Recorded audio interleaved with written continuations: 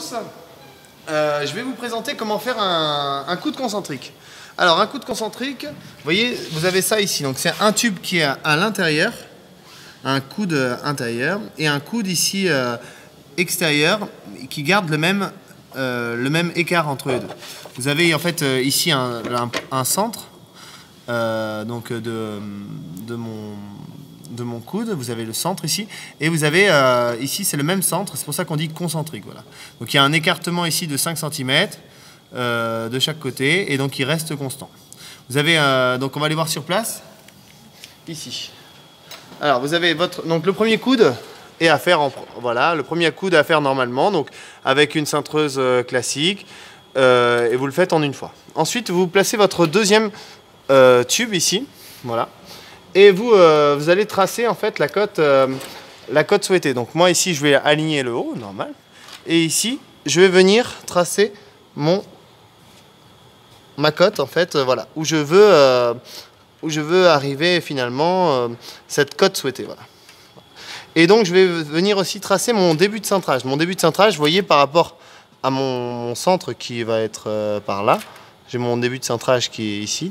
Donc je vais tracer, voilà, mon début de cintrage. Donc ça en fait finalement cette cote là, ça c'est le rayon de cintrage finalement, c'est mon grand rayon de cintrage. Et ici, ce grand rayon de cintrage ici, je vais prendre cette longueur là et je vais la multiplier par 1,57 qui est la valeur de pi divisé par 2. Pi divisé par 2, pourquoi? Parce que je vais venir cintrer sur toute cette longueur là. Et je vais la répartir de l'autre côté. C'est-à-dire, ici, donc je vais mesurer combien on a entre ces deux traits. On va voir ça. On va se mettre, on va le tenir ici. Alors, j'ai combien?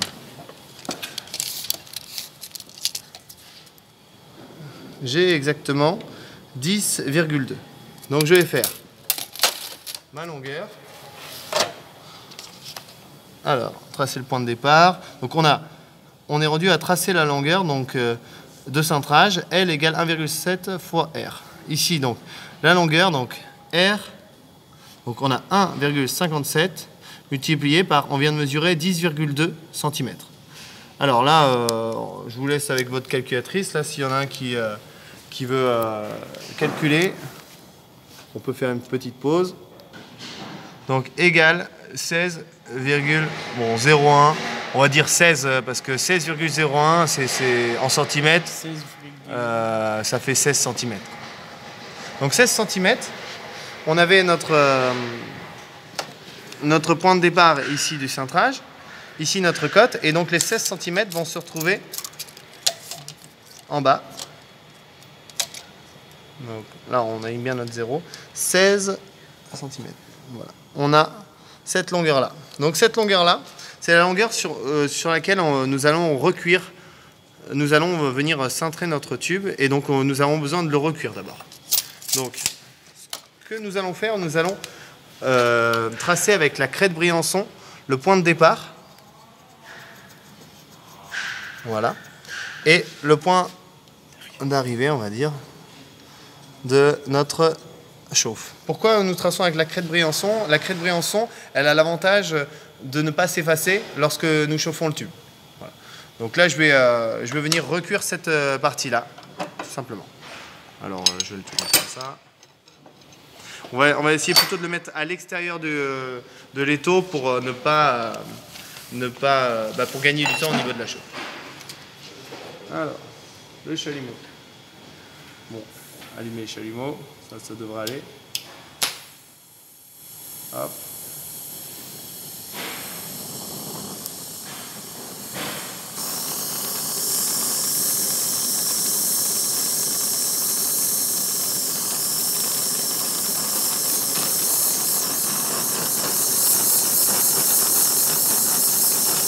Donc recuire, c'est voilà, à cette température-là, voilà, sur cette couleur-là. À quoi ça sert de recuire le tube? Ça va éviter, ça va le rendre plus malléable, et donc ça va permettre de ne pas faire de marque sur le tube. Hop. Voilà. Donc on a bien recuit sur toute cette longueur là.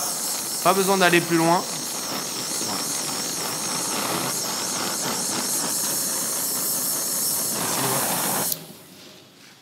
Hop, on va refroidir notre tube.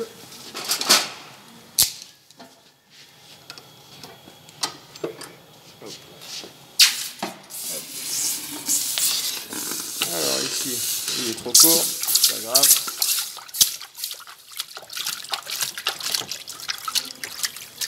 Voilà. Alors vous voyez ici, on a toujours nos points, nos deux traits, le trait de début et de fin de cintrage, voilà. Donc on va venir tracer sur notre tube les différents points de cintrage. Donc on va diviser cette longueur en plusieurs traits de cintrage. Alors là, moi je pars sur 10 traits, mais on pourrait, si par exemple c'est une très grande longueur, on pourrait la diviser en plusieurs, encore plus de traits. L'important c'est de ne pas avoir trop de longueur, pardon, une trop petite longueur à chaque cintrage. Donc là, on va venir diviser par 10, ça me semble une bonne longueur. Alors, je vais sécher un petit peu mon tube.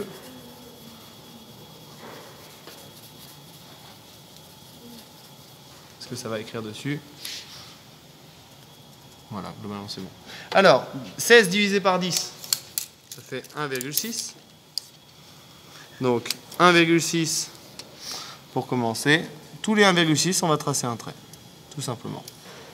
1,6. Voilà, on reprend à notre trait. On essaye d'être précis, le plus précis possible.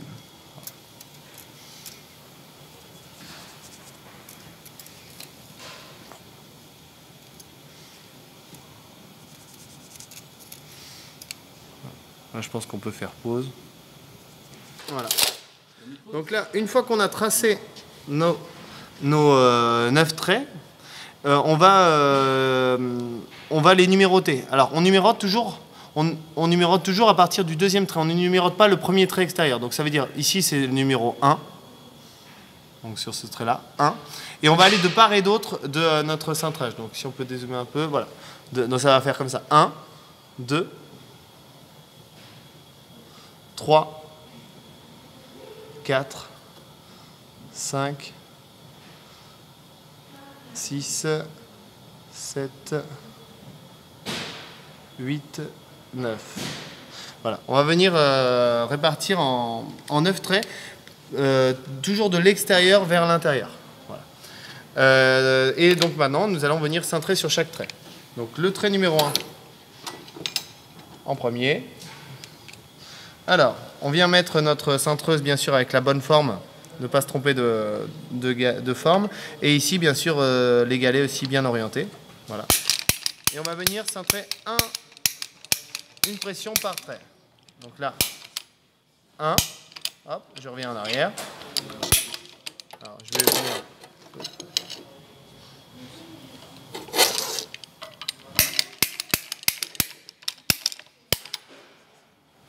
Voilà, on se met bien sur le milieu du trait. 2.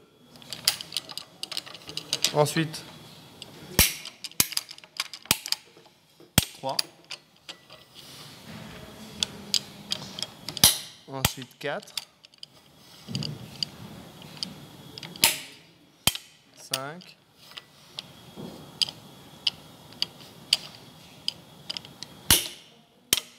6.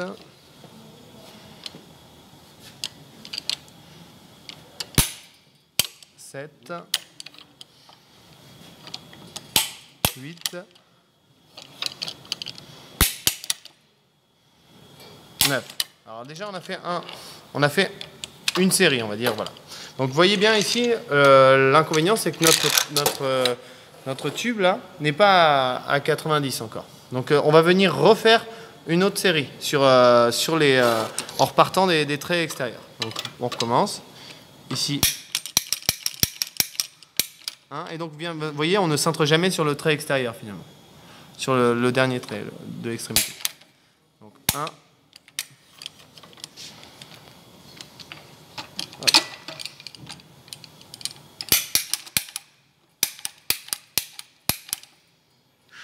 2.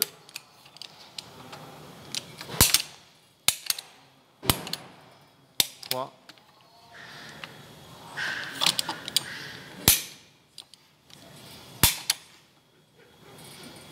4. Vous voyez, je commence à être à 90. Tiens, est-ce que vous pouvez me donner une équerre, s'il vous plaît?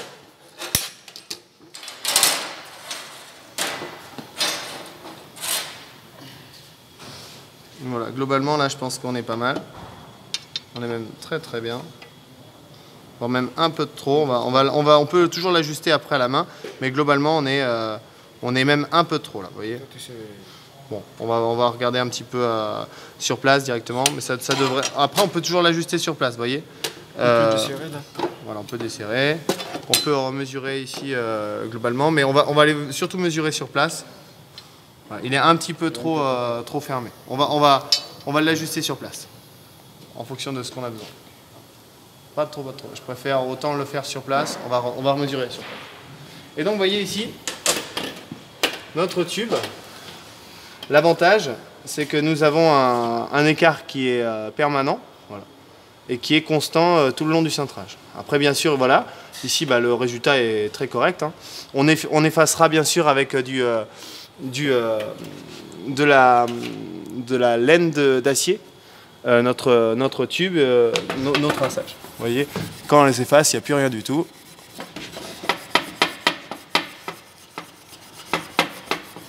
Alors bien sûr, passer un petit peu plus de temps.